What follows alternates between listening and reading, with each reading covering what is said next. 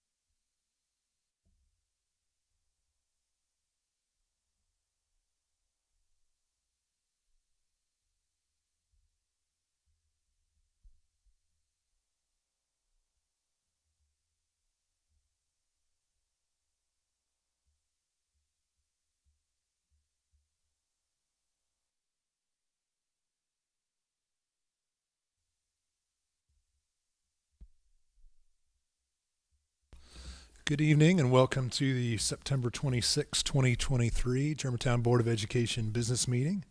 We are called to order at 6:01 p.m. Next item on the agenda is a moment of silence.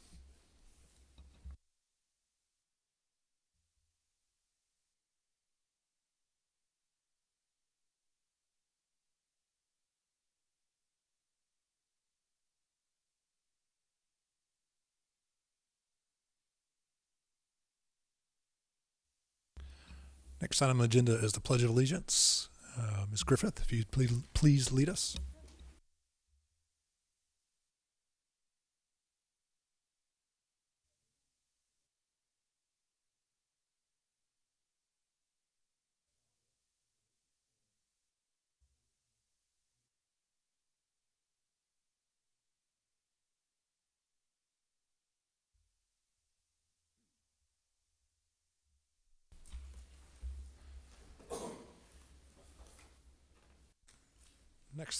Next item on the agenda is the approval of the agenda. Um, the district has requested to add a few items to action items. Those would be a cosmetology club's request for a $20 club fee, which would be added to the agenda as action item number 9D. And then another item, ESSER 3.0 Safe Return to In-Person Instruction and Continuity of Services Plan. That's been requested to be added as a board action item number 9E. And finally, the ESSER 3.0 Public Plan for Remaining Funds Addendum, which would be added as an action item number 9F. So is there a motion to approve the agenda as amended? I move to approve the agenda as amended. Second. Motion made by Ms. Oaf, seconded by Mr. Curry. Ms. Drulinger, if you'd please call the roll. Mr. Curry? Yes. Miss Griffith? Yes. Miss Oaf? Yes. Dr. Chatham? Yes. Chairman Strain? Yes. Motion passes. Next item on the agenda is recognition and awards. Mr. Manuel.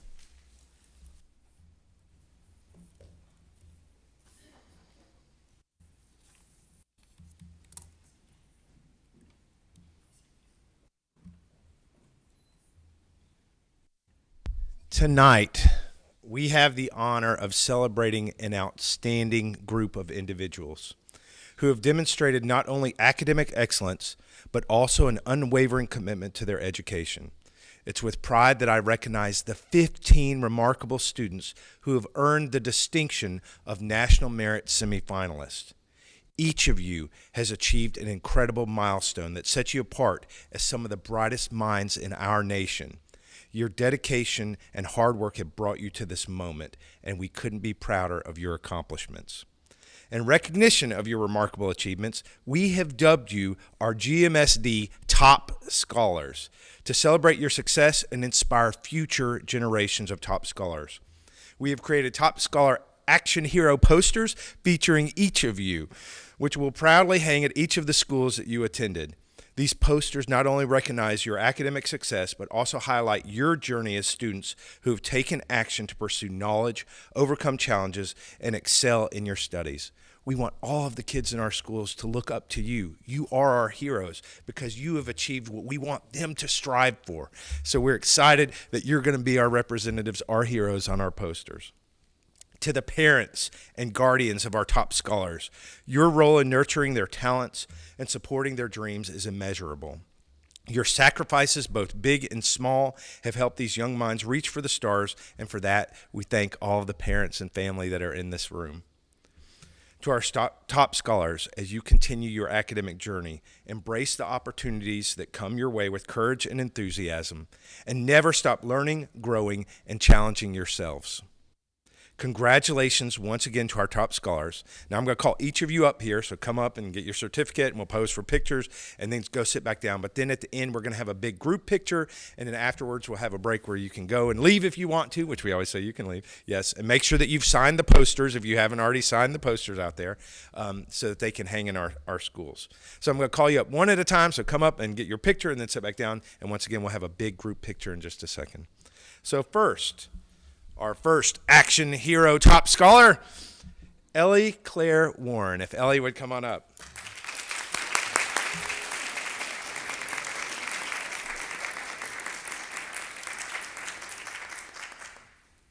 Come stand right here in the middle.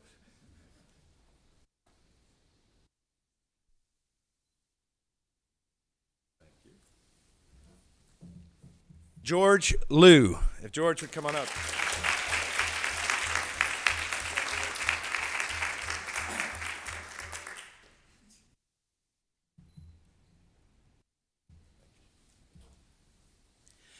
Eric Yang, if Eric would come up.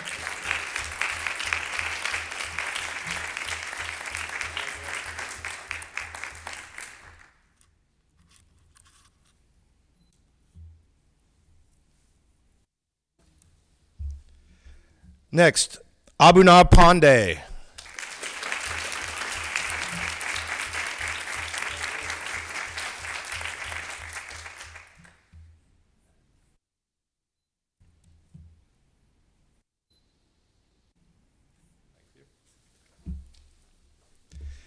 Katie Wiggins.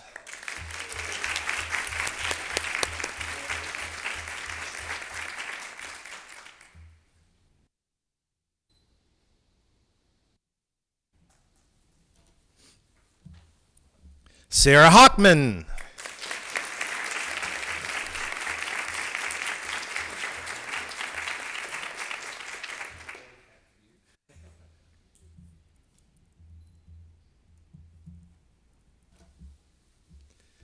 Charlotte Glenn.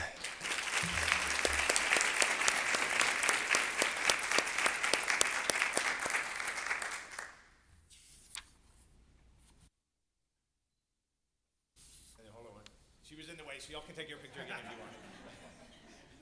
She was blocking the view.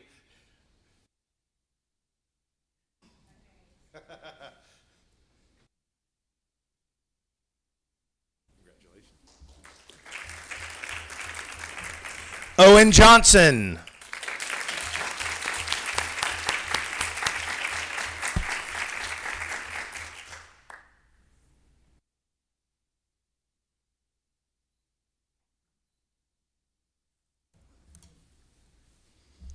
Nala Mangadar.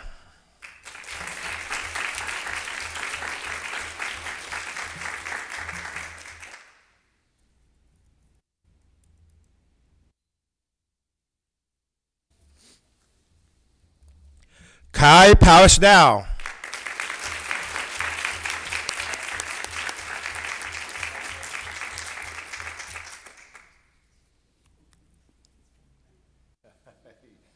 You're still doing. Now we can do this one first. Okay. Now.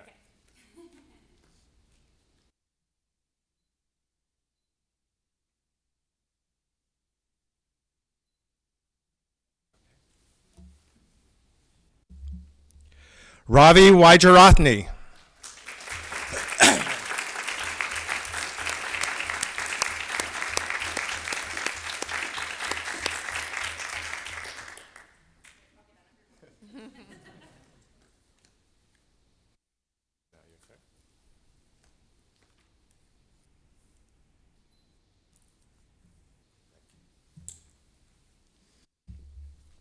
Ben Pennington.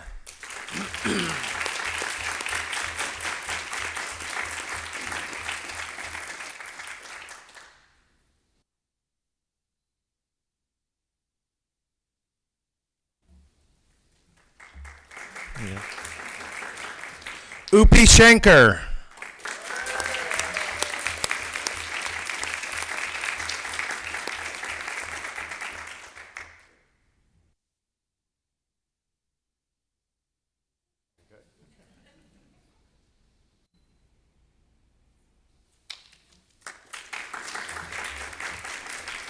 Jackson Carver.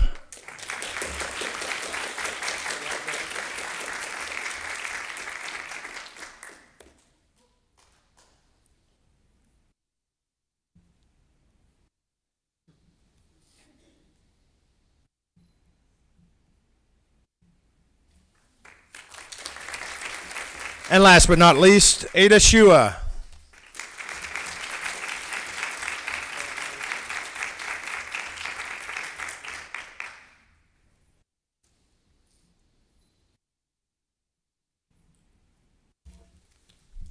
Thank you. Now, if we could have all of our National Merit Scholars come up here, along with our college and career counselor and principal of our high school, please come up here. Come on, everybody. We got to get a group picture.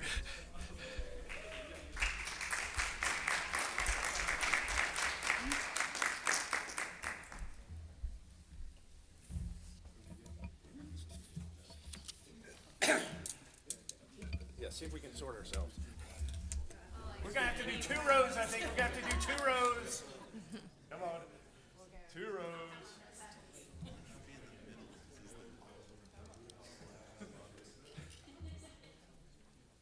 You can do like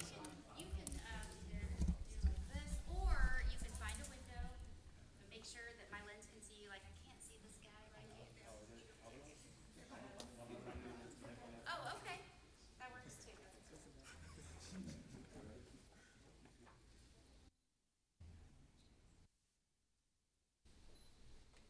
Okay, now don't move.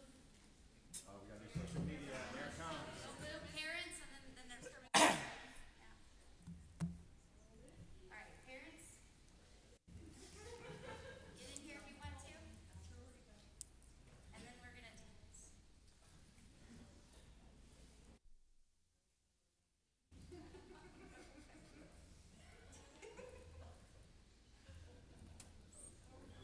Okay, now wait. Last thing, close your eyes and think about a dance move because we're making a TikTok. We call this the GMSD dance cam. Everybody that gets recognized. And we drop music on top of it after the fact. No, the adults like to say, welcome to the dance cam. All right. Yep.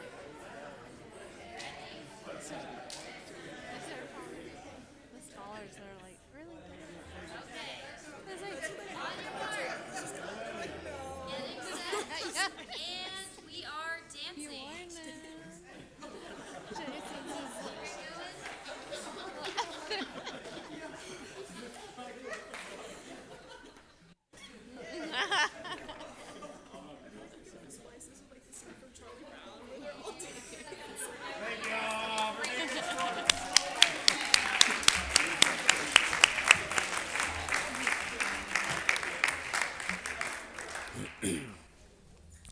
Once again, if you have not signed our Action Hero posters, these really are special to us because you really do represent what we want all of our students in GMSD to exemplify.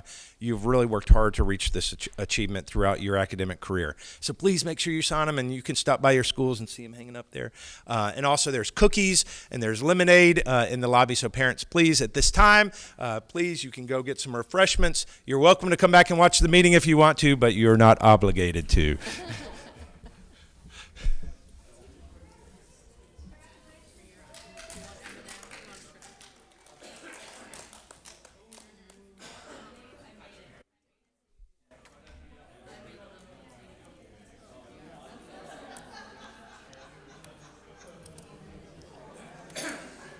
Okay. Now it should be there. Do you see it? Did the magic happen? I'll feel better if you see it. Oh.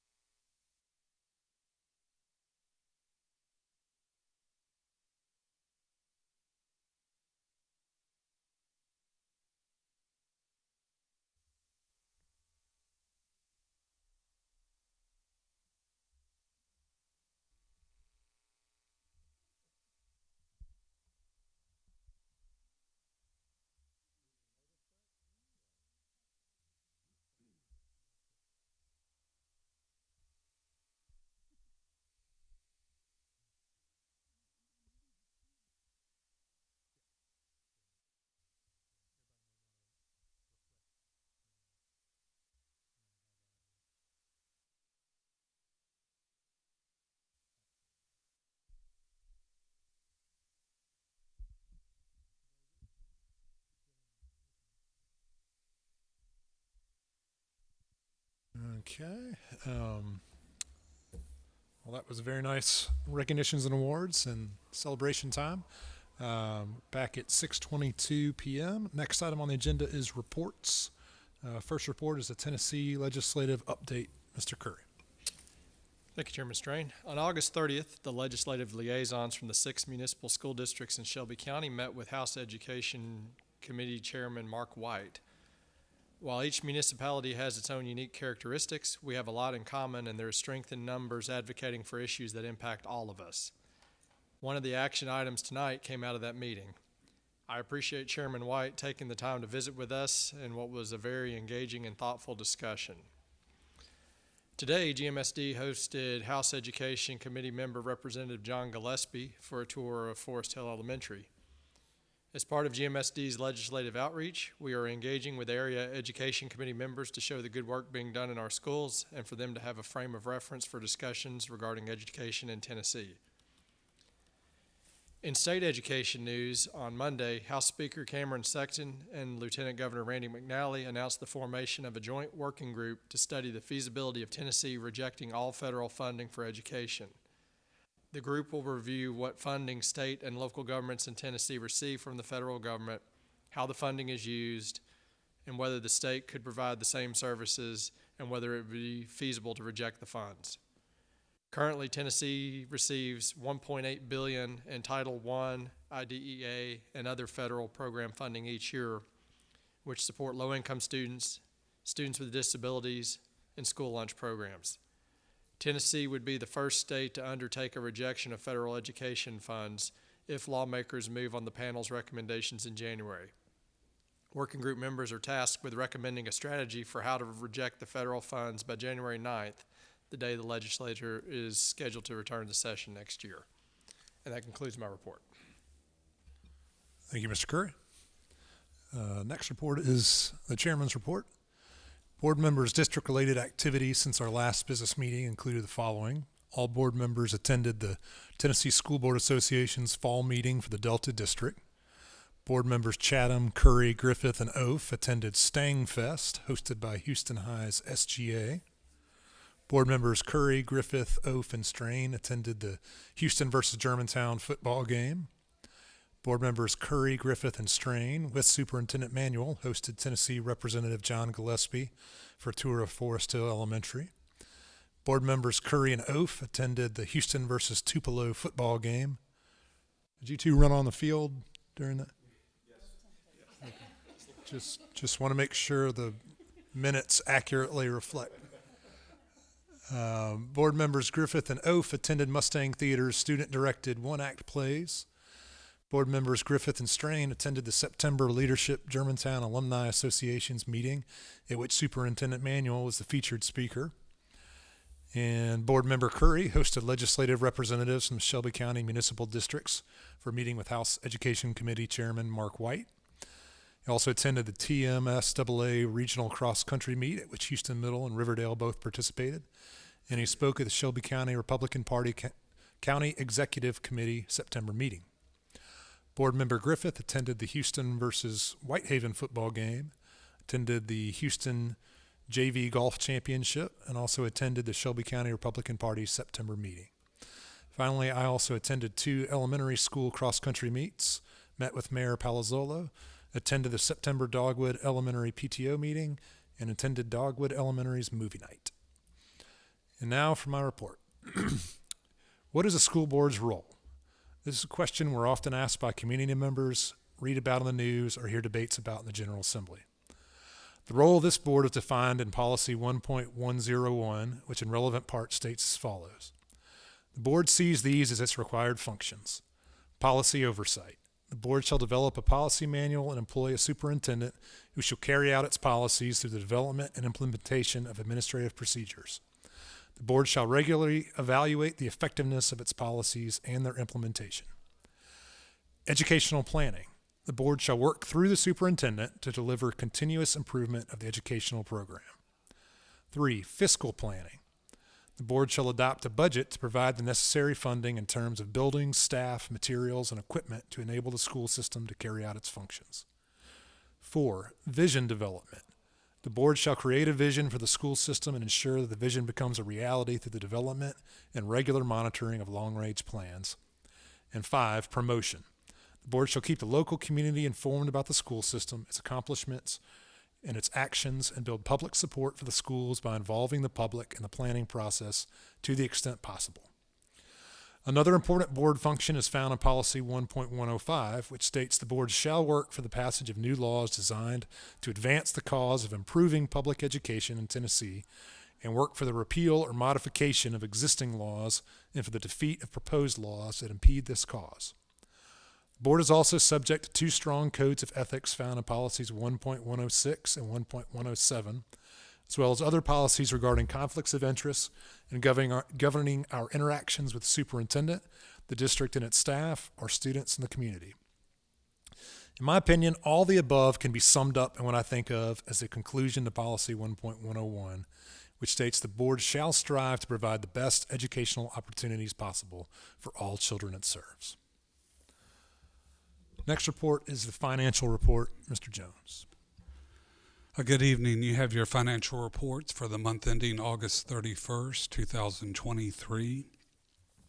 First on the balance sheet, reporting total assets, liabilities, and fund balance in the following funds. School operating, $20.1 million. Federal projects, $8,600. Cafeteria fund, $1.2 million. Capital projects, $564,000. Health insurance fund, $1.8 million. OPEB trust, $4.7 million. And finally, the general fixed asset account group at $136.2 million. And just a couple comments on the statement of revenues and expenses. In the cafeteria fund, SFE reported a net income of $58,000 year to date. In the OPEB trust fund, year to date net, realized gains and unrealized losses on investments totaled $9,000. And that concludes my report. Next report is the superintendent's report. So this may be one of the more or most detailed reports that I've ever given to the board. So know that I'm going to be reading a script more than I ever have in the past because it's so nuanced. And I'm really thankful to our staff and cabinet to really help create this presentation. But it took a lot of us to really think about, we are so used to using acronyms and using terms and throw things out that board members, that parents may not understand. So the goal here was to try to simplify those things and not use the education jargon and speak. So that's what you're going to hear tonight. So we're going to talk about the interventions that we provide for students in the school system. So a reminder, we just celebrated during the last month outcomes. And we were leading the state in achievements. And we talked about the fact that in 3 through 8 language arts, 3 through 8 math, when we put that together, we were number 1 in the state out of 149 districts. But look at what we just did with our National Merit Scholars. When we talk about how many people, that means they're in the top percent of students in the country. When we look at those students, they have been apprised of rigorous education, and they've really risen to that challenge. So those are huge accomplishments for us. But tonight we want to talk about the growth and some of the strategies that we use in GMSD, because some parents may think, well, what about my child? And what are you doing for my child? Maybe my child is in kindergarten or first grade, or they're a struggling reader, or they're having difficulty learning math. How does the district work to move all students, not just the top students? So we're going to talk tonight about what do we do to help each individual student grow. The best way to frame this conversation is a discussion of our interventions. And those are the actions and strategies that we use to help students. And you can see there a menu of the interventions that we use. And the board members that went on the tour of Forest Hill Day, we saw some of those different ones. So I'm going to reference back to some of the things that we saw today when we talk about how do we make sure that students have these opportunities. And y'all, when I was in school, Ms. Griffith, we talked about this today, I would have benefited so much from having this individualized instruction. And it makes me proud as a parent, and to have a child in this school system, have children that have already matriculated on and gone, to think about my child gets to benefit from this too. This is something special for all of our children. But we're going to talk about some of these terms, some of these acronyms. So What you see on the screen are IEPs as one example, and so I'm going to give you some bullets, and then we'll go into how these all work together. Those are individualized education plans, and they include a continuum of services from reading to math to fine and gross motor skills, and we're going to highlight how we address a reading deficit, for example, within a co-teaching or specialized instruction classroom. 504s, which is a federal term, it's a 504 plan, and it can be medical or educational accommodations, and there's actually a plan that's developed for students. RTI, response to intervention, and an individual learning plan for students who are either EL students or English as their second language, or it could be for dyslexics. We're going to talk about Tennessee all-core tutoring also. So we're going to dive in, and we're going to go from the most intensive to the least. So the most intensive and prescriptive type of intervention for students are in their IEPs, their individualized education plans. Response to intervention, that's the RTI program that all students are participating in, and co-teaching and other services go hand in hand with that IEP, and they're explicitly listed within the student's IEP. And they can also be listed or included in accommodations within a student's 504 plan. So different students have different plans, and there's a team of individuals that include the parents, counselors, OT, PT, speech, whatever goals we're working on, that team helps develop these plans. So all students in kindergarten through third grade and 4th through 8th grade students who are predicted to not meet proficiency on our benchmark assessment. So know that we are providing tests 3 times during the year to really monitor student progress. That's our benchmark assessment, and its name is MVPA, Master Review Predictive Assessment. So that's one form. We're also providing other types of assessments that are really measuring, do students have skill deficits? So there's a difference between are they mastering standards versus are they mastering skills? And so that's AIMS-Web. That's the universal screener that you see prescribed in legislation. So students who are below the 25th percentile in the skills-based assessment will take that AIMS-Web 3 times a year. If you're in the kindergarten through 3rd, you're going to take it 3 times a year regardless. Grade level teams with the support of RTI coaches then use the data from those assessments to determine what type of intervention students will receive. During RTI, students have a variety of supports available to them to ensure that they're able to access grade level standards and continue to be successful. So you can see some of those results of where the students are placing on the AIMS-Web. And once again, that's the screener looking for skill deficits for students. And this is across the district, how many students actually are going to need some form of intervention. So there are different levels, really 4 different tiers of support for students. So tier 1 is instruction that all students receive in their regular classroom, and that's on assigned grade level standards. Tiers 2 and Tiers 3 are both interventions, but they can vary depending on the intensity and what the student needs. And it also depends upon where they fell on that screener. Tier 4 is most usually associated with students who have an IEP or they receive special education services. And once again, that's the most intense level of support that students receive. So grade level teams and RTI coaches, how often are they doing this? So they review this data every 4.5 weeks, and they make instructional changes, and they're making plans for these students to really meet their needs. Students who are not making adequate progress may have so maybe it's the curriculum. Maybe they're really not responding to that curriculum, so we're going to do a change in curriculum. Maybe it's skills, or maybe it's the instructional strategies that we're using, the type of setting that they're in. So we're going to adjust those things and try to see how can we really move that student on their educational journey. Students who are showing continued progress may transition back from a Tier 3 or Tier 2. They may go up a level and go back to the regular instruction, and they may start receiving enrichment services. So it's this fluid movement of students back and forth across these tiers to really meet their needs. So, and any parent of a child that receives tiered services is provided a copy of that report. So let's talk a little bit about MVPA. Once again, that's the benchmark assessment, and that's a standard. So that's how, as they're being taught lessons throughout the year and they're getting ready for that end-of-course test at the end of the school year, this is monitoring their progress during the year. So y'all saw today when we went to Forest Hill, the schools were actually working their PLCs, and there were charts up on the wall that looked a lot like this, where we were monitoring progress on specific standards and how students were progressing. So students may be placed in a Tier 2 group working on standards-based remediation. A Tier 3 group will be more intense and focused on remedial skills. Students may also receive Tennessee all-core tutoring during this time.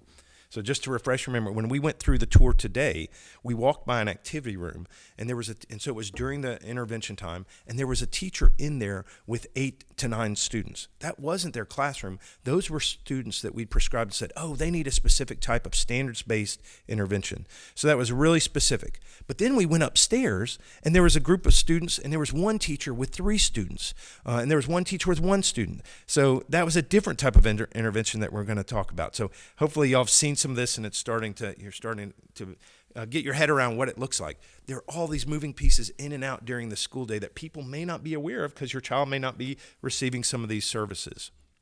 So Tennessee all-core tutoring, which was the 1-to-3 ratio that we saw up in the activity room, can happen during that intervention time. And so that can be for reading or math, but they can also receive dyslexic-specific intervention. For students showing characteristics of dyslexia that have also met state-specific criteria, parental consent may be obtained for an ILPD.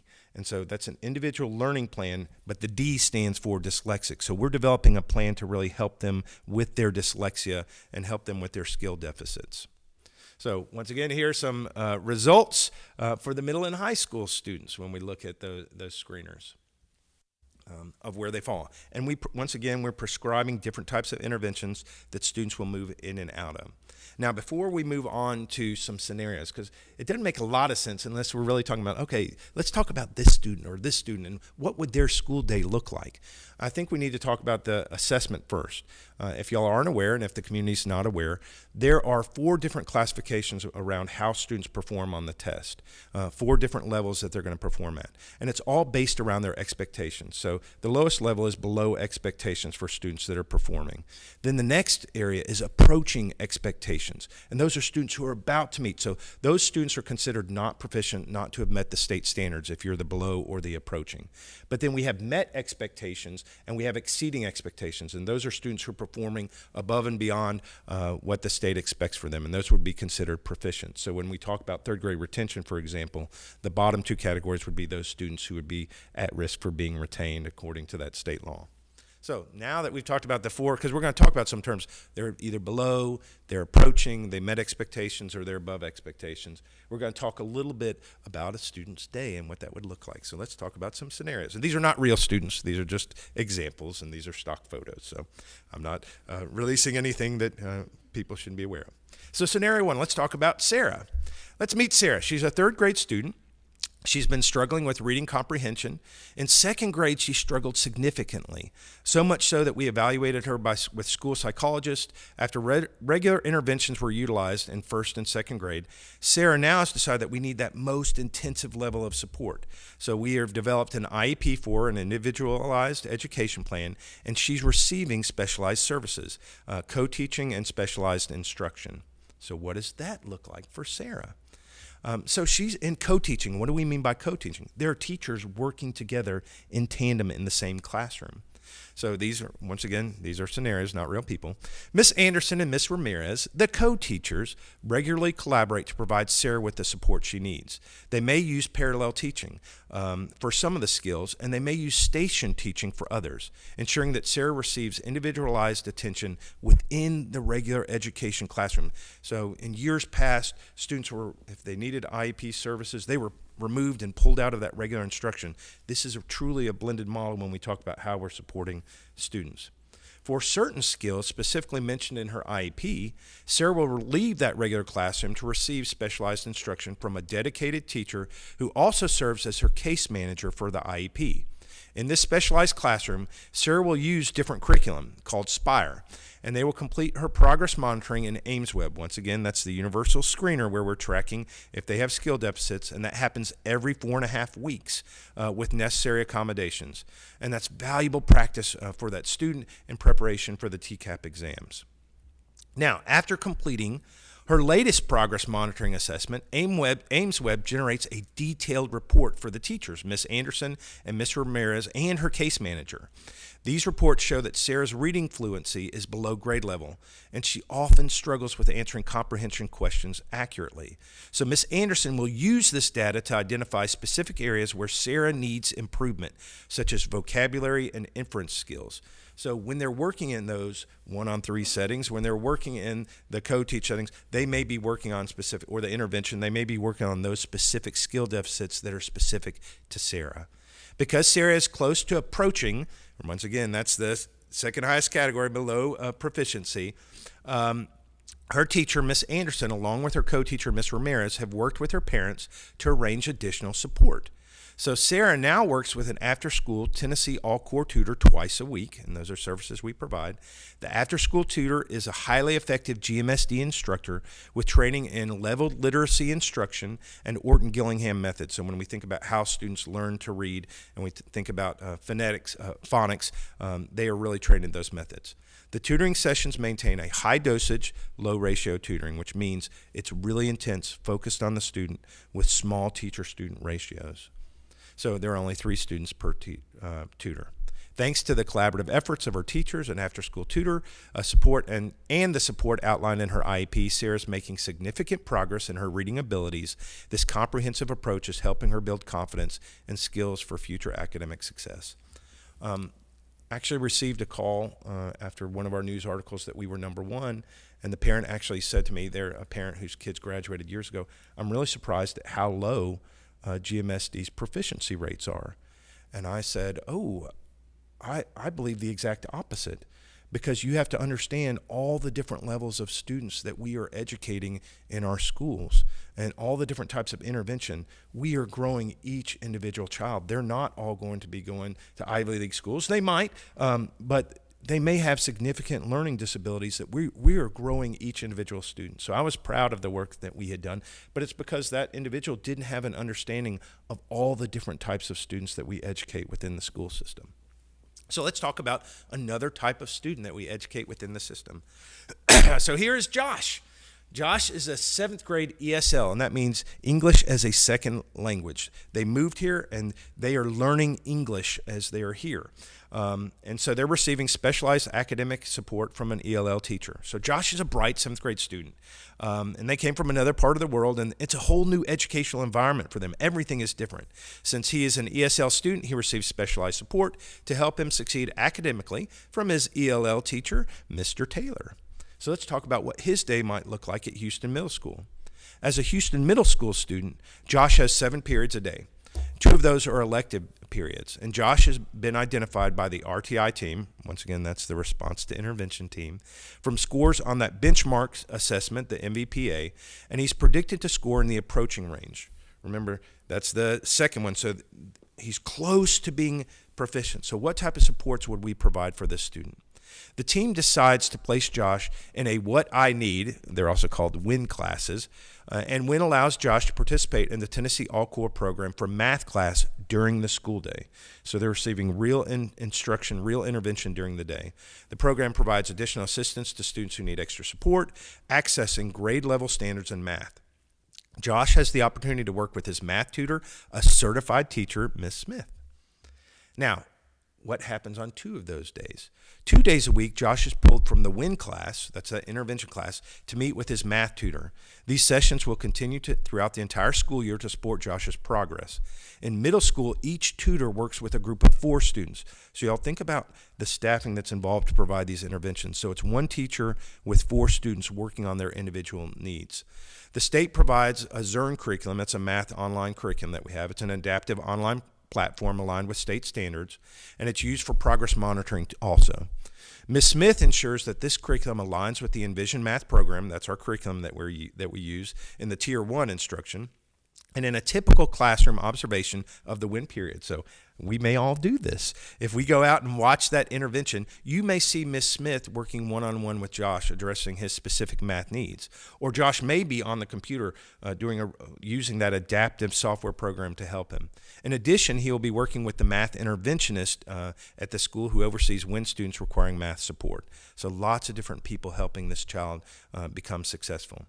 So in addition to his math support, once again, he's learning English as he's here in our school. So we're teaching him math standards while he's learning English. In addition to his math support, Josh receives ELL instruction, English Language Learner instruction. His ELL teacher, Mr. Taylor, pushes into English language arts every day to provide him with language support he needs. His strong performance is evidence, and here's another acronym, through his WIDA scores. So we've talked about a benchmark assessment that's on standards. We've talked about Universal Screener Ames Web. Now here's the third test that we're talking about. It's called the WIDA, and it's specifically for students who are ELL, and it really tracks their progress. So the WIDA Access is a state assessment for English language learners. It measures their English language proficiency across the 4 domains of speaking, listening, reading, and writing. And so we're providing this real-time support for our students. Josh's Ames Web shows that he is close to proficiency in math. With the collaborative efforts of the math tutor, ELL teacher, the interventionist, and regular classroom teachers, Josh is on a path to success, receiving tailored support that helps him adapt to his educational environment and thrive in his studies. So we've talked about 2 students, so we're on our last student now, last scenario. So we're going to talk about a high school student. So let's talk about Missy. So Missy is a motivated 10th grade student with a passion for working with her hands, and she's embarking on a unique educational journey in her high school. Her path is filled with challenges and opportunities, all of which are guided by her interest in a career pathway identified by Naviance. Now, here's another assessment. Naviance does a few things. So some of you may be familiar, if you have older children, it's a way to send transcripts that they can do that. But it also does career assessments too. And I think on one of our tours of the school, we got to see the middle school students participating in Naviance assessments to really determine what their interests are. So Missy's journey begins with an interest in mechatronics, a field that combines mechanics, electronics, and robotics. She enrolls in the introductory mechatronics course as part of her high school and beyond plan, and she's setting her sights on eventually taking the more advanced dual enrollment mechatronics program, and that's where they actually receive college credit while they're in high school. However, as Missy dives into her 10th grade coursework, it becomes evident that she faces some challenges related to dyslexia. She's identified by the school's early warning system, placing her in a Tier 2 intervention program. Her characteristics of dyslexia, while significant, have not yet reached the point of being classified as a specific learning disability. So she may not have that IEP yet, she may not have that learning disability, but that doesn't mean she's not dyslexic and doesn't have challenges and interventions that we need to provide. She scores in the 18th percentile for fluency and around the 25th percentile on at least half of the additional subtests. To address her unique needs, Missy is enrolled in a specialized college prep English class led by Miss Sheffield, once again an Orton Gillingham trained interventionist, where they really learn the art of teaching reading. This class is designed to provide targeted support to students with reading challenges like Missy. It features a smaller class size, allowing for more individualized attention, and focuses on drilling into specific English language standards and skills while closely monitoring her progress. The course is a pass-fail course to ensure that Missy receives the necessary credits for graduation.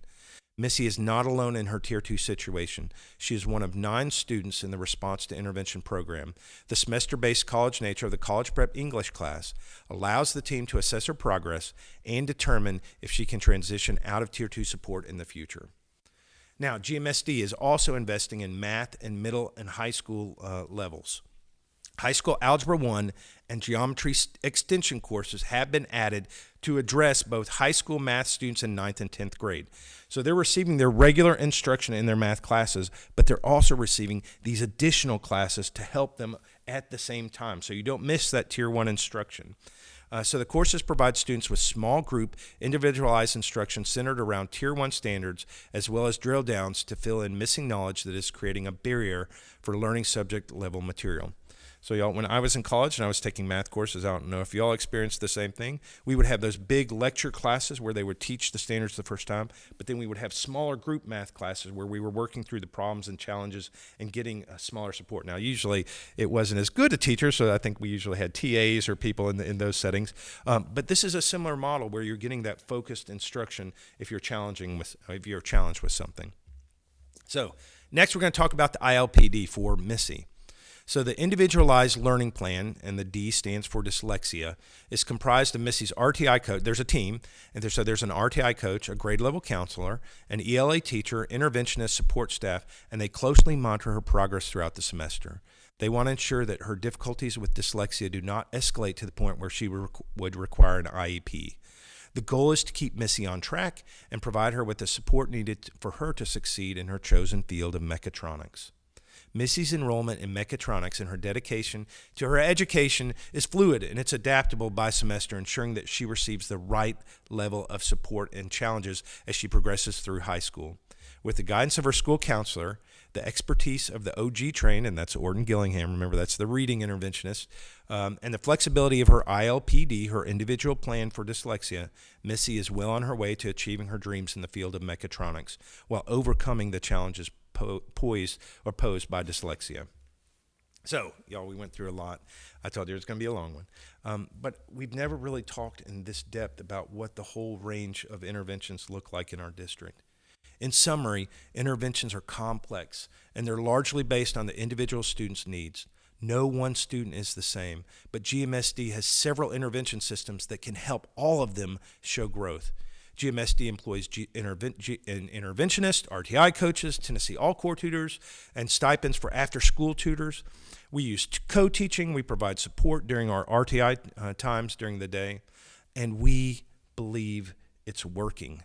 As you can see, those outcomes would be highly individualized, but one way we can observe this is through the tremendous growth being made in our specific subgroups identified by the state. So whether we're talking about growth in ELA for our students with disabilities, or Algebra 2, an increase of 3.8 in our students with disabilities, or we're talking about our economically disadvantaged, look at the 3 through 8 math. They increased by 18.2%. Or our BHN groups, they increased by 9.3%. Or the ELL students like we talked about. We saw in 3 through 8 math a 15.3% increase in those groups of students. How do we do it? It's through a very specific process where we're focusing on each individual student. And I said this when I spoke to Leadership Germantown. I think it was a brilliant thing that our school board did. When we modified our vision from excellence always, it's not about being excellent. It's about inspiring personal excellence, and that means different things for different students. And so I'm so proud of our team for the interventions they provide and what we're doing every day in our schools for our students. And I'm excited for this board to see some of these interventions and see the work in progress. With that, thank y'all for bearing with me. It was involved, but that concludes the superintendent's report. Thank you, Mr. Manuel. Next on the agenda is citizens to be heard. And I forgot to note this beginning of the meeting. If you'd like to speak, we have forms out in the hallway. And if you could fill those out and bring those to our board secretary, Ms. Drulinger.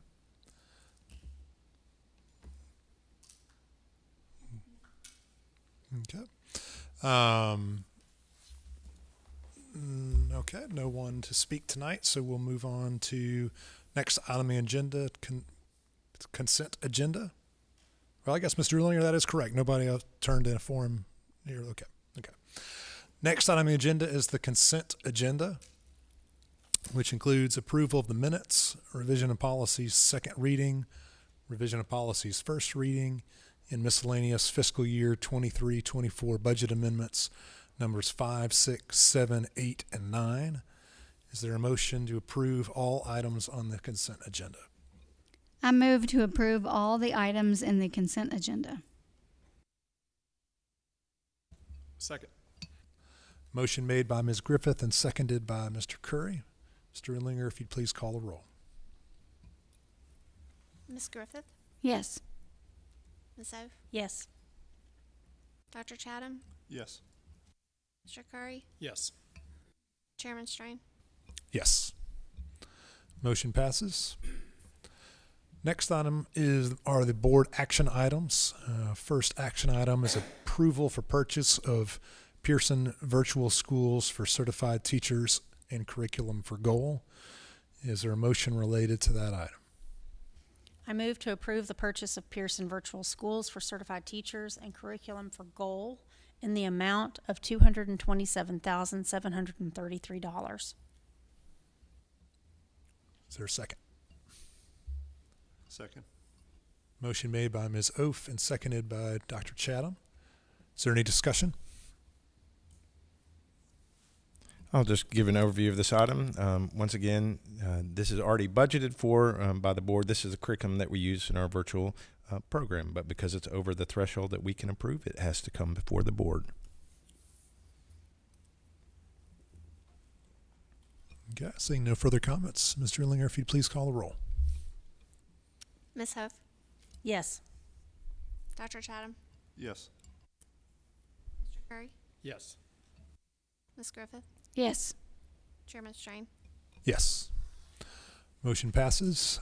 Next action item on the agenda is Germantown Board of Education Resolution 02 for year 2023-2024 regarding polling places. Mr. Curry brought this resolution to the board, so I'd ask if you please would read it into the record. Thank you, Chairman Strain. The Germantown Board of Education is requesting the Shelby County Election Commission to no longer use Germantown Municipal School District school buildings as polling locations in Germantown. Whereas the Shelby County Election Commission currently utilizes Dogwood Elementary School, Farmington Elementary School, Houston Middle School, and Houston High School as election polling places in the city of Germantown, and whereas Public Chapter 367, commonly referred to as the School Safety Bill, was signed into law by Governor Bill Lee on May 10th, 2023, and whereas Public Chapter 367 requires the doors of school buildings to be locked at all times and access is limited to the school's primary entrance to prevent unauthorized entry into the school building while students are present during the school day, as well as when students are present outside of regular school hours for school-related purposes or activities, and whereas the Germantown Municipal School District is out of school on Election Day in November, but is in school or has school-related activities during the March and August primaries and will be forced to close schools and not offer school-related activities on March 5th, 2024, which is the Super Tuesday primary, causing substantial disruptions for GMSD families, and whereas the provisions of Public Chapter 367 make it impossible for an election to be held at the same time school is in session, and even after the school day is concluded without being in direct violation of the law and resulting in an unsafe environment for students and staff. Now therefore be it resolved that the Germantown Board of Education requests that the Shelby County Election Commission move expeditiously to find alternate polling locations for the March 2024 election and all future elections to avoid safety concerns, operational disruptions for families, and to avoid a violation of Public Chapter 367. Thank you, Mr. Curry. Is there a motion regarding this resolution?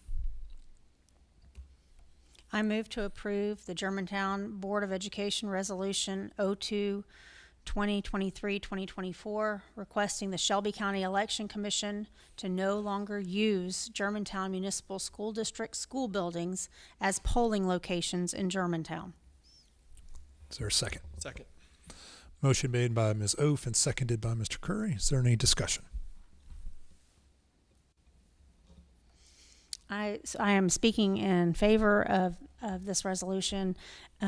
Part of our legislative agenda last year was the discussion of the safety of having schools as polling locations, particularly in light of the many school shootings that have been happening over the past several years, and in light of the fact that when we are using our schools as polling locations, we do not have the capacity to manage people coming in and out of the building, nor do we have the ability to require what we require of every person who comes into our school buildings during a school day, which is that they have to provide ID and come through our primary entrance. That was already there. That was already a requirement of ours before this law passed. But we could not do that when it was being used as a polling location, because then it would be an issue of an infringing on voter rights.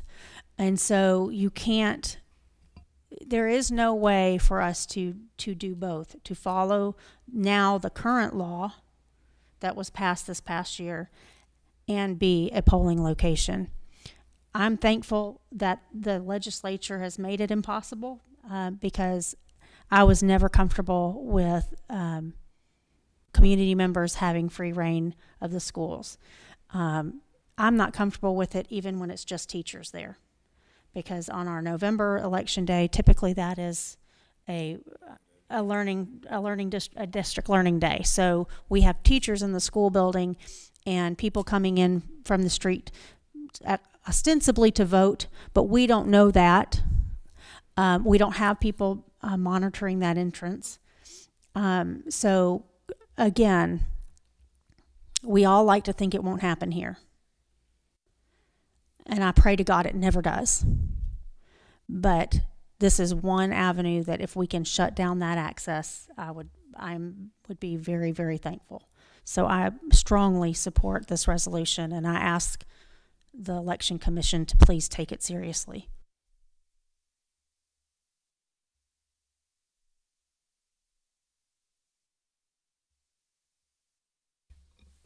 Any other comments? I want to thank Board Member Curry for drafting this resolution. As we discussed, and Vice Chair Oaf referenced our legislative agenda. This is a topic that this board has discussed openly and on ongoing basis. Specific to the recent election last year, we had some conflict with one of our schools in particular, and on the county election cycle this past August and back to school time.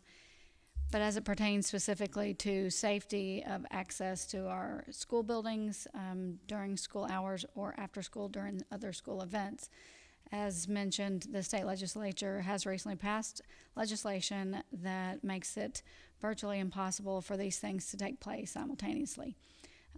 As I stated last week, I love and appreciate our students getting to sort of witness people coming into their building where they learn to exercise their right to vote. But I also now understand that times have changed, and having access to hallways and nearby classrooms is something that we don't allow anyone in the community in any other day of the year.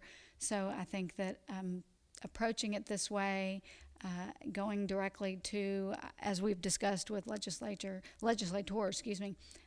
as well, I think speaking with our local election commission is certainly the path, the correct way to address this, and I look forward to the conversation being had as a result of this resolution being a catalyst or kind of prompting that on getting started.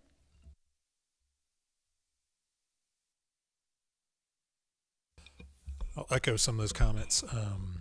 I think this is a good conversation to have with the Election Commission. I look forward to being able to do that based on Commissioner and former Mayor Luttrell's comments in the Daily Memphian. It sounds like the Commission is open to this, so I'm hopeful we can find a mutually agreeable resolution.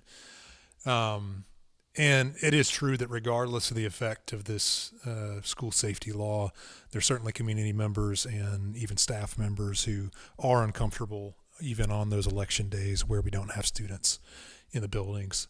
I'm very glad and proud that the district does have our buildings and allows them for community uses. I think that's an important part of the partnership between the public schools and the community. But unfortunately, we just simply live in a time where we have to balance community use with safety concerns and district needs. And I think here this is an appropriate balance of that.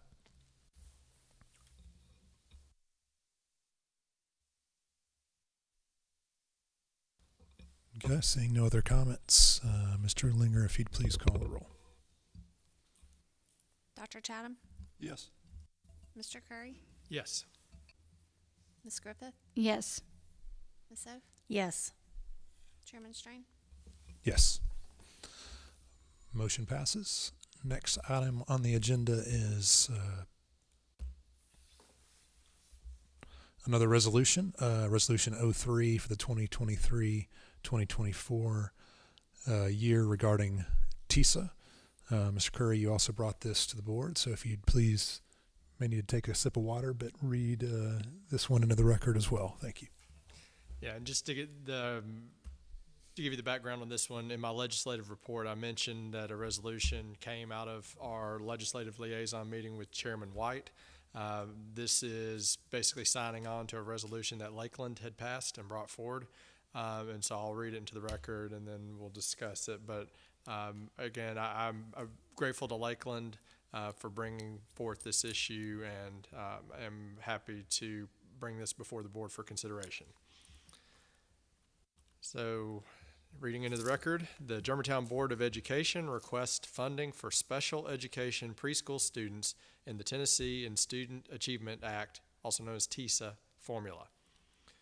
Whereas the education of our eligible preschool students with special needs between the ages of 3 and 5, though required by federal law and monitored by the Tennessee Department of Education, is completely unfunded by the TISA funding formula. And whereas Germantown Municipal School District, which currently educates 6,033 students in grades K through 12, has 8 special education preschool classrooms, which currently serve approximately 51 preschool special needs students. And whereas federal and state guidelines require Germantown Municipal School District to serve at least 51 typical peers in these classrooms in order to provide an inclusive setting. And whereas many of the children in these classes require extra therapies like speech and occupational therapy at school and in the community. And whereas Germantown Municipal School District is therefore required by federal law and state guidelines to pay for classroom teachers and teacher assistants. And whereas the state of Tennessee may, from time to time, provide grants which may offset a portion of the cost of these programs, school districts need to be provided with funding on a recurring basis and in an amount that fully funds the preschool programs. And whereas TISA funding is intended to fund local education agencies, also known as LEAs, on a student-based formula on a recurring basis, but does not currently account for and fully fund the special needs students or the typical peers that LEAs are required by law to educate. Now, therefore, be it resolved that the Germantown Board of Education request full funding for preschool special needs students and the required typical peers be included in the TISA funding formula. Thank you, Mr. Curry. Is there a motion regarding this resolution? I move to approve Germantown Board of Education Resolution 3 of 2023-2024, requesting funding for special education preschool students in the Tennessee Investment in Student Achievement Act formula, otherwise referred to as TISA. Is there a second? Second. Motion made by Ms. Griffith and seconded by Dr. Chatham. Is there any discussion?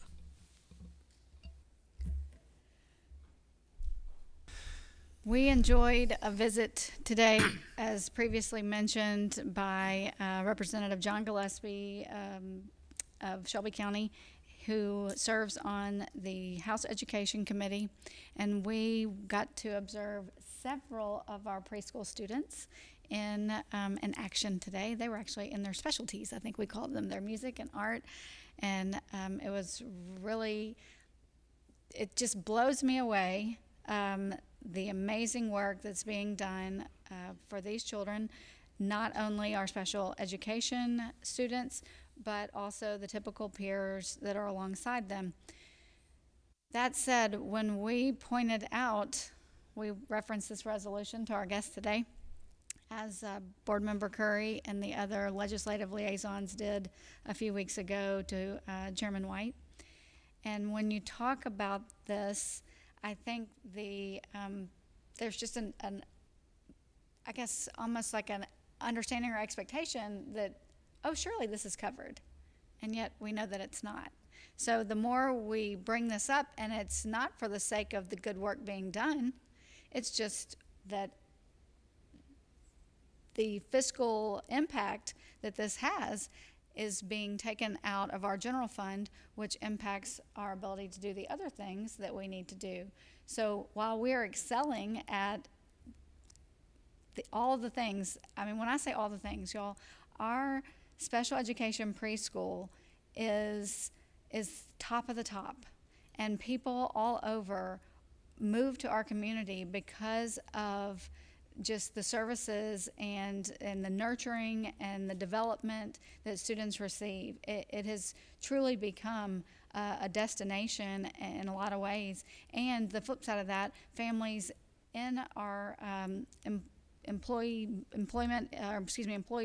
in the district and families in our community are always, every year, so excited to try to get their student to be a typical peer to go alongside these other children. And it just, what we're doing is so amazing in the growth and development that we continue to see. And to think that we're talking $800,000+ that's being invested with great results, but the only funds that are coming to us to do these things is roughly $21,000.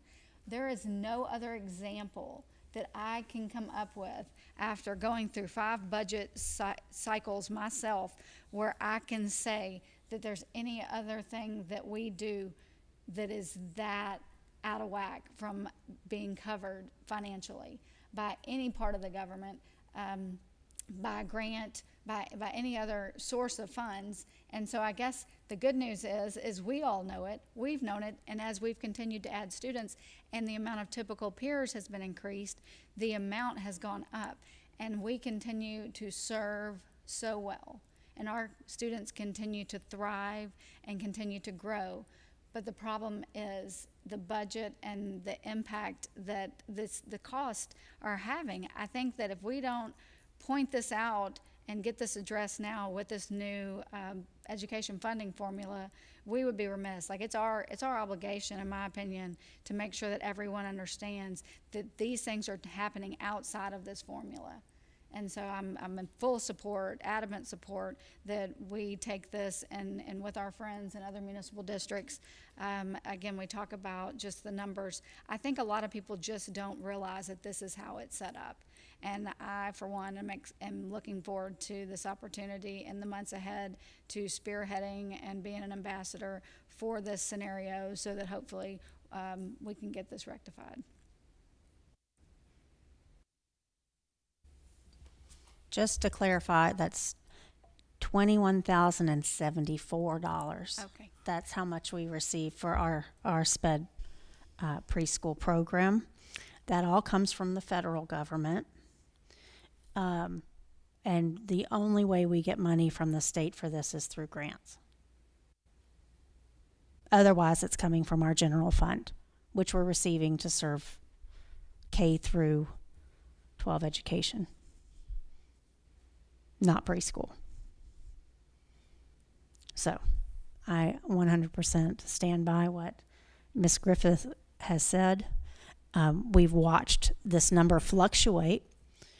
We actually are getting $2,000 more this year than we did, $1,500-ish more this year in that one item than we did last year. But I wouldn't call that a windfall. To me, it blows my mind that so much is done with so little. And that speaks to the excellence of our staff and the commitment to serving our children, all of our children, well. And now we just, like Ms. Griffith said, our legislators need to know that there is a cost to mandates. This is a mandate, and there is a cost. And right now it's around $800,000, but I anticipate that will increase because we are seeing growth in that program. So I fully support this. I thank Mr. Curry for writing this and for partnering with Lakeland. We are not the only district that is struggling with this, and so I expect that we will have others join with us as we discuss this, hopefully, if this passes, as we discuss this with our legislators. And I'll give just a little historical perspective of what this looks like. So when we started the district, I believe we had 2 of these classrooms in the district. And it was a different model. And not to say that what we're doing right now is an incredible program. It's just the funding that we take issue with, not necessarily how the program is structured. We think it is really showing benefits for students. But we had 2 of these specialized classrooms, and we would pull in 2 or 3 students that were typical peers to be as the models for those students. We now have 8 of these across the district, 2 at each of our elementary schools.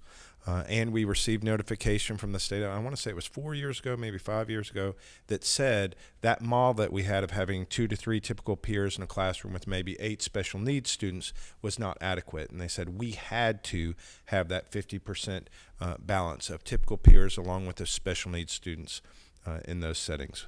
Once again, it comes with no funding to provide for this. There is a grant out there. I know that we're applying for that, but it doesn't reach the $800,000. When we think about 8 classrooms with 8 special education teachers and the cost of their salaries, their benefits, along with the paraprofessionals that are in those rooms, adults, and there may be 3 to 4 paraprofessionals in each of those classrooms that also have salaries. That's how we come up with the amount of money for those settings. This is something that the state needs to fund, because if we are really looking at each LEA based on the students, and each student is generating a financial amount of money for the districts, these are students that are completely left out of that mix.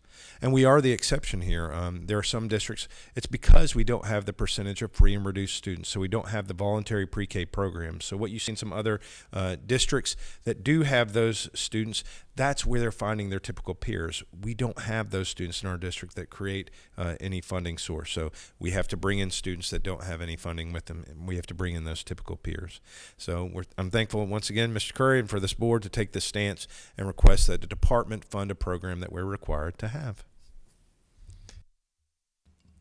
In my world as a pediatrician, we know how important programs like this are for kids with special needs. I've had multiple conversations in the office the last week with parents, just stressing how important it is to get them involved early to benefit them way down the road. And this is such a great thing we do, and I'd venture to say even if we weren't required to do it, we would still strive to do that. I was struck in our budget session earlier this year with Ms. Huffman's presentation. There's only so many ways you can squeeze a balloon, and when you have to provide money here, that money has to come from elsewhere. And they did a great job with some accounting gymnastics to make that happen, but it's not something they should have to do.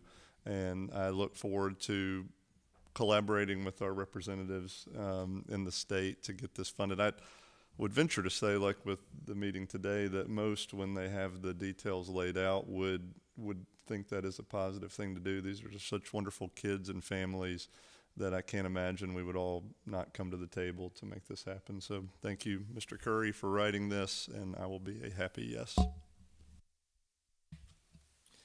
And like I said, I wish I could have come up with the original idea for this, but I do know a good idea when I see it. And as soon as I saw Lakeland's resolution, I knew that it was something that would not only apply to us, but I think it was a cause that we could champion.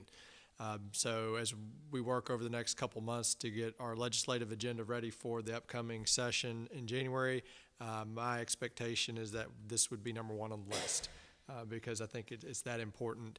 And you know, we just need to make our legislators understand how much it costs, what we're doing, and the impact that we're having on kids, and that we're having to take money that they have allocated through the TISA formula for K through 12 and having to apply it to preschool.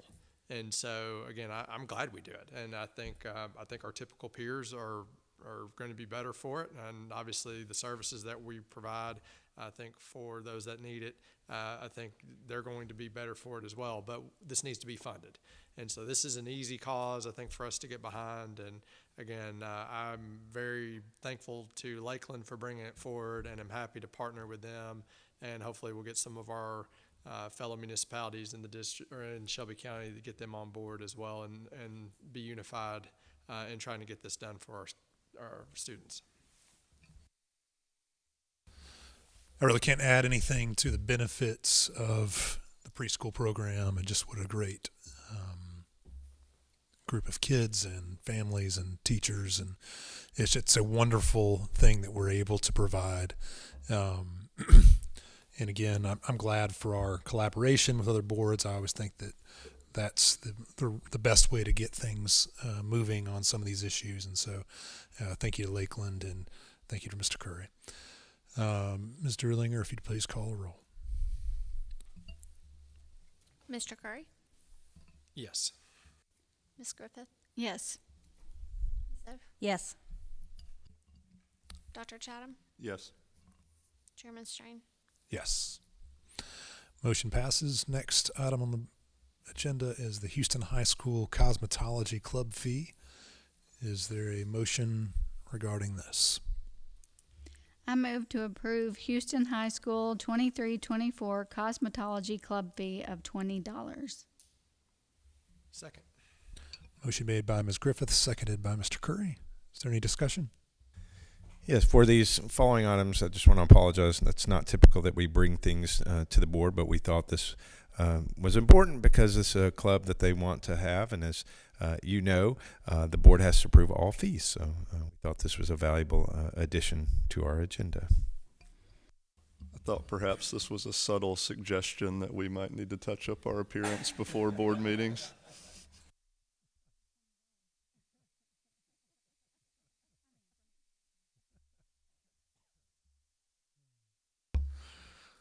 That's the truth. What?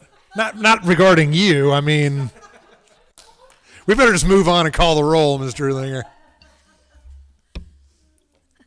Miss Griffith, Yes.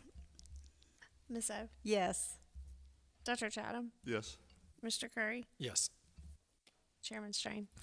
Yes. Next item on the agenda is approval of ESSER 3.0 Safe Return to In-Person Instruction and Continuity of Services Plan. Is there a motion regarding this item? I move to approve the ESSER 3.0 Safe Return to In-Person Instruction and Continuity of Services Plan.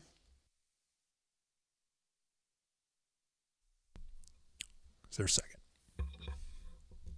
Second. Motion made by Ms. Oaf and seconded by Mr. Curry. Is there any discussion? Yes, so once again, I want to apologize for the timing to add this. Usually we do these things in the work session, but it's working with our academic department. This process has been backwards than our typical process. As you know, there's a state program called E-Plan where all the funding that we have lives and also our school improvement plans live, and you're pairing the two together.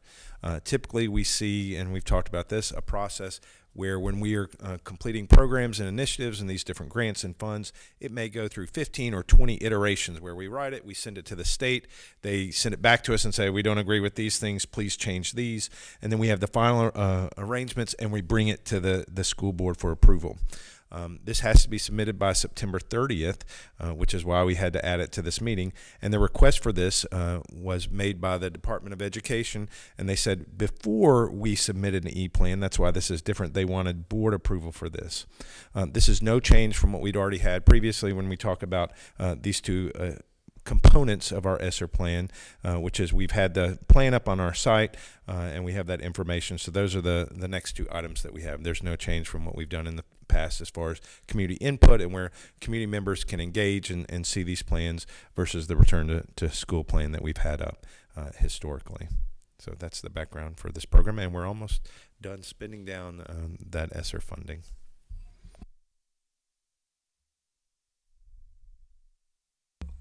Okay.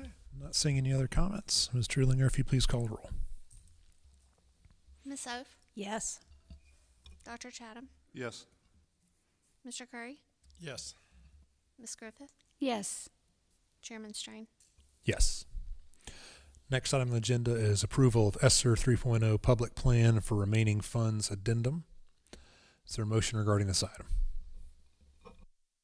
I move to approve the ESSER 3.0 Public Plan for Remaining Funds Addendum. Second. Motion made by Dr. Chatham and seconded by Ms. Oaf. Is there any discussion on this item? Once again, this is information that's been there and been up for our public to engage with, and periodically we send communication out, and we're gathering feedback from our stakeholders on this plan. But once again, this is the end of these cycles, and we've had to do it, I think, every 6 months. We've had to do the same process. When we see this, I always take a moment to go to the website where it is, immediately right available. I mean, it pops up ESSER 3.0, so that anyone in the world that goes to our website will see what we're doing in that regard. and can go and interactively see, kind of how we have allocated these funds, and also, as the superintendent has referenced in the past two agenda items, and as we've discussed multiple times previously, soliciting input for this plan has been an ongoing part of this process. And so, we understand, I think we've said this for the past 3 years, we understand why these funds came to us, and we have been wonderful stewards of them, but we are starting to kind of wind down.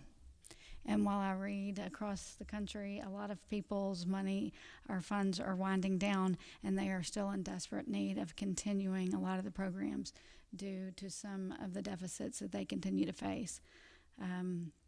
I think that I look forward to seeing as things kind of sunset and all the work, mentioned tonight in the superintendent's report. To me, this goes hand in hand. A lot of those interventions were things we were doing prior to the pandemic, but many of them were further detailed as a result of and since. So I just always like to take a moment when we're going through this process and conversations and things are getting mentioned, because there's a lot of misinformation in the world about ESSER funds specific to public education. And so I personally haven't gone through this process, haven't seen anything that could be much more transparent. So I'm appreciative of that, as always, on behalf of our community members and as one myself. So thank you for all the work that continues to go into making sure everything is processed according to the requirements. Yeah, I thought it was pretty interesting from your report, Mr. Manuel, about the number of students in that 3rd, 4th, and 5th grade, particularly, who were receiving interventions, and actually the low number of them, because those are the students who were in kindergarten, 1st, 2nd grade during those COVID years. And to me, that shows that what the district is doing is working, and it's been of great value. And we've really learned, I think, some things that, of course, we are continuing to use going forward, and it's been a huge benefit to those students and a testament to the work of those in the district who have been doing that.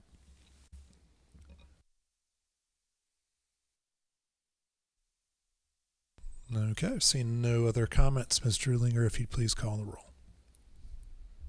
Dr. Chatham? Yes. Mr. Curry? Yes. Ms. Griffith? Yes. Ms. Oaf? Yes. Chairman Strain? Yes. Motion passes. Next item on the agenda is announcements. Fall sports are in full swing. Please check the district and school calendars for times and locations. Houston High homecoming football game is this Friday, September 29th at 7 p.m.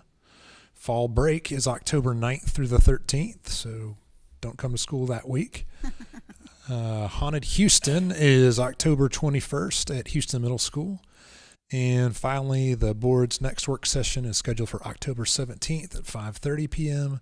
And the board's next business meeting is scheduled for October 24th at 6 p.m. And we are adjourned at 7:30 p.m.